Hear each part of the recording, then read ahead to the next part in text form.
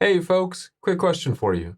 Are you currently receiving your Social Security benefit or considering filing for them? If so, in this video, I'll answer the number one Social Security question that I get during appointments. That question is my Social Security taxable?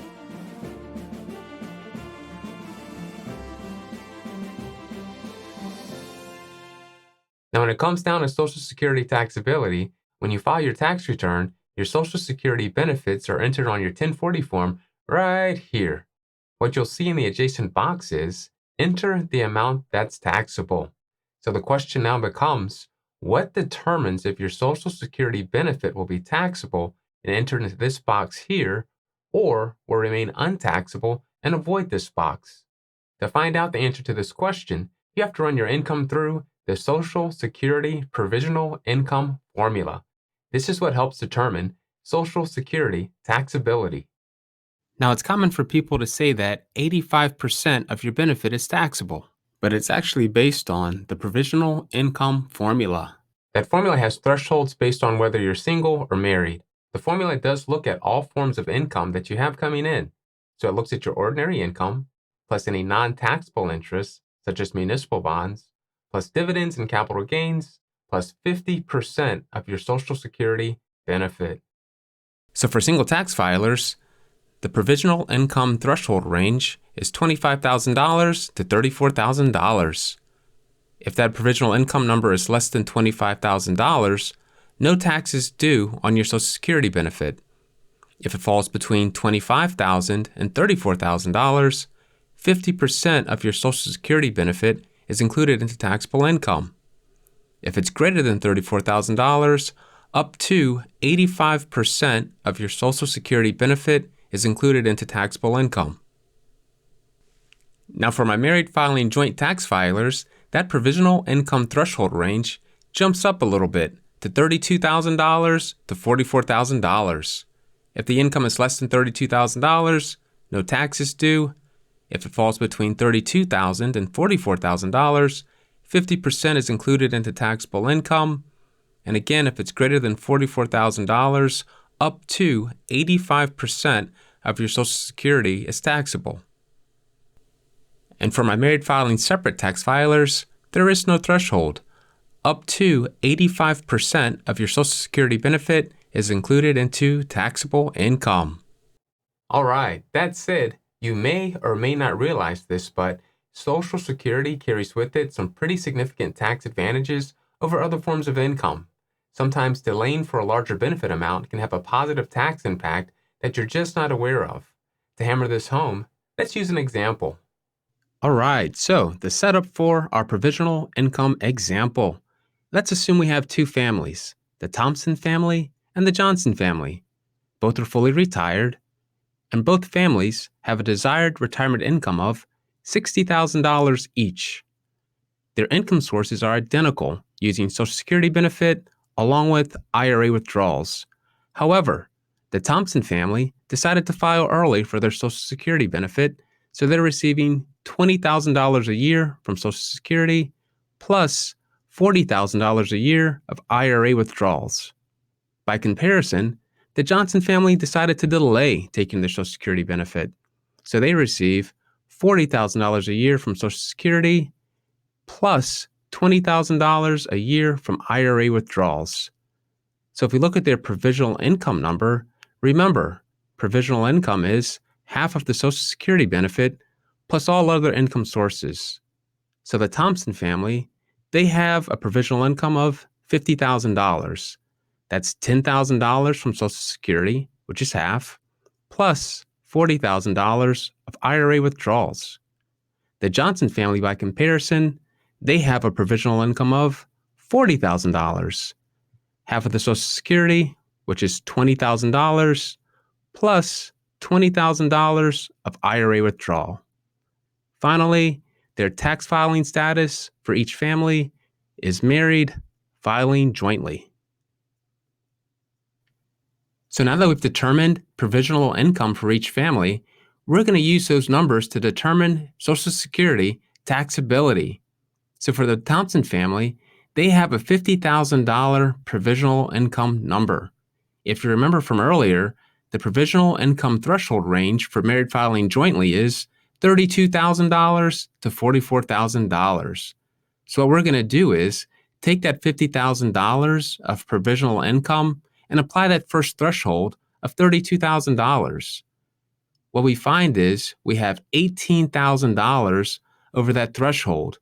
So 50 cents of each benefit dollar over the threshold amount becomes taxable. So here we have a $9,000 taxable Social Security benefit there. Next, we apply the second threshold, which is $44,000. And what we find is we're $6,000 over that threshold. So now we have an additional 35 cents of taxability for each dollar over that threshold amount.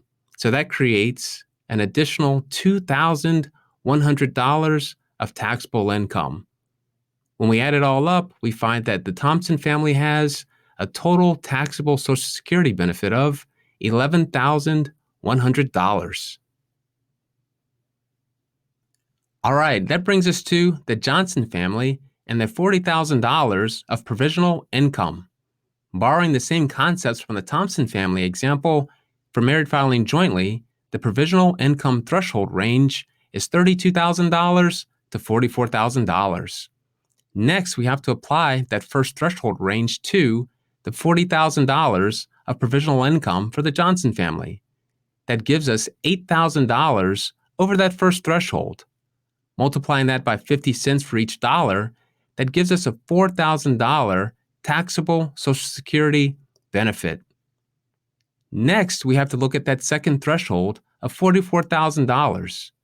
Due to proper Social Security planning on the Johnson family's behalf, they have no dollars touching that second threshold, so there's no math to calculate there. The Johnson family has a total taxable benefit amount of $4,000. All right, let's look at the tax return and see how both families fare. Taxable Social Security income for the Thompson family is $11,100. For the Johnson family, it's $4,000. Taxable other income, using the IRAs, $40,000 for the Thompson family compared to $20,000 for the Johnson family. Total taxable income for the Thompson family is $51,100. For the Johnson family, $24,000. If we subtract the standard deduction of $24,000 for each family, net taxable income for the Thompson family is $27,100. For the Johnson family, it's zero. Total federal income tax due for the Thompson family, $2,856, and for the Johnson family, zero. Now, this example was created to prove a point. Yes, more than likely, your Social Security may be included into taxable income purely because of the low provisional income threshold amounts. But that does not necessarily mean you'll pay taxes on the additional income. It's all based on the type of income you're withdrawing and the amount.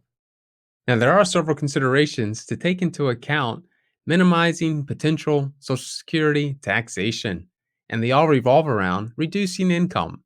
The first one's quite obvious. Delay filing for your Social Security benefit. If you don't receive it, you can't be taxed on it. Now, if you are going to delay, take into account your health, longevity genes in your family, so how long do people live for, and do you have the assets to generate additional income? Remember, if you do decide to delay, this is not a decision that's set in stone. If you find that you do need that extra income from Social Security, go ahead and file for it later. Number 2, pay attention to unneeded income that's being generated in your portfolio, things such as CD interest. If you have after-tax brokerage accounts, look at that 1099 for short-term capital gains, long-term capital gains, and dividend income that's being generated from your investments. Number 3, Rmd planning. Now, these are things that you probably want to do before you start taking your Social Security, such as Roth conversions. Also, qualified charitable distributions or QCDs. Now, these would have to be done from an IRA only. Employer plans do not count. You must be at least 70 and a half, and you are capped at $100,000 a year to give to a charity directly from your IRA. Now, since you gave the RMD directly to a charity from your IRA, technically you never received it. Therefore, you do not have to include it into taxable income. And that's the significance of a QCD. All right, that wraps it up. To learn more about your Social Security benefits, be sure to check out my webinar titled Understanding Your Key Social Security Benefits, where we go over retirement, spousal, and survivor benefit rules and strategies. And finally, if you enjoyed the video and found it helpful, please feel free to pass it along to your friends, family, and colleagues so they can get some good information as well. Thanks for watching.